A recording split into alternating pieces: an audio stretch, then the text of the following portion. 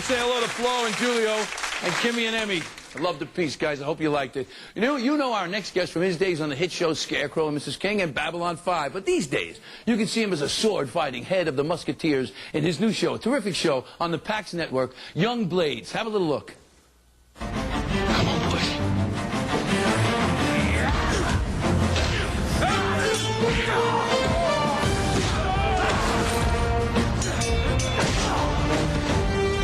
Hey, please welcome Bruce Boxleitner. Hey,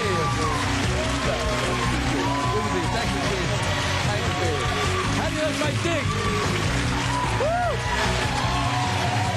Hey, oh, what do you think? Not bad, huh? Look at my What a gig you've got here. This is great. Unbelievable, but I was still jealous of Spam-A-Lot. I went to see that playlist. I mean it. I had a great gig, and I'm going, I wish I was in that play. It's so. But every actor does it, Tony. I mean, especially when it's good. We see it and we go, why can't I be up there? Why did they call me? But man, this last segment with the Desperate House, I know that segment well. I have 4 kids. Uh-huh. And I know that baby food routine. Oh. So, well, all right, so wait a minute. First of all, we know each other a long time. When did we first meet? I was trying to remember. Well, you know, back when you were doing Taxi, remember we did a lot of these softball games? It was like agency softball That's all games. we did was play softball. We did that. I remember playing you and a woman named Mary Lou Henner. Sure. I remember, oh boy. I sort of remember her. You sort of remember her. Yeah. But more importantly, you remember the Dodger games. Oh, Celebrity, yeah, the old Hollywood Stars night. Now, yeah. I know you're not going to remember this, but you were pitching. Oh. I took second. Oh. I stole second off of you, and you ran to cover second.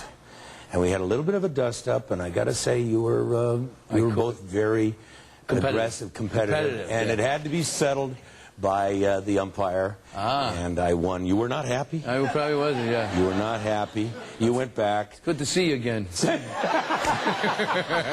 I believe it was a... But I believe it was the next one was a pop fly, and it was caught, and there was no much to do about no nothing. damage so done. Okay. All right, well, listen, it is good to see you. It's great to have you. I'm glad to be. Hey, listen, you worked in New York originally. Did you start here? Yeah, I did. Back in 1972, I was here.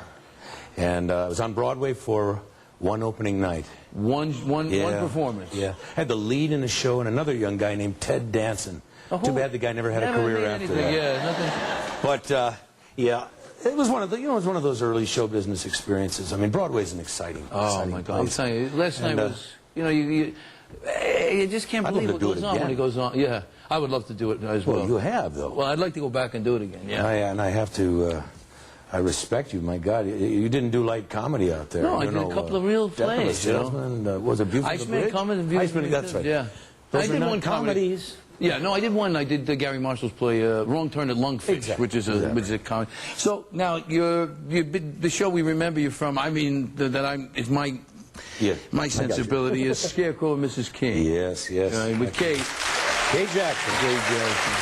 Fun. I mean, it seemed like it's such a show for the time. It seemed like. Well, it was the '80s. Yeah. Well, weren't we having fun in the 80s? We were having a lot of fun. But seems like the old days. Like a bunch of old guys. When you said I was here in '72, I got a shudder. I did. I got a little. Oh God. Yeah, I broke on what happened? How did you get that one though? How did you get that one? I auditioned that's early on, right? Yeah, I had actually had a short-lived series. You had done a lot of episodic too. Yes. You did all those shows. Hawaii Five-0, Gunsmoke, all those things. That makes me sound so old. No, but I did Super Train. Oh boy. I tell you. I got a Love Boat story. Yeah, there you go. Forget about it. But no, I did. It was funny. I was up for this role of Scarecrow. I actually had a choice, and I was told you did too. There were 2 scripts, and I kind of looked at them like this, and I said, what do I really go for here? And one was sort of a contemporary Western. I had just come off a Western series. And you're a big Western guy. Right, I know you love Western. But I saw this thing with Kate Jackson, and this goofy kind of fantasy life about a woman who is a housewife during the day and a secret agent at night, a spy at night. And I said, I'd love to.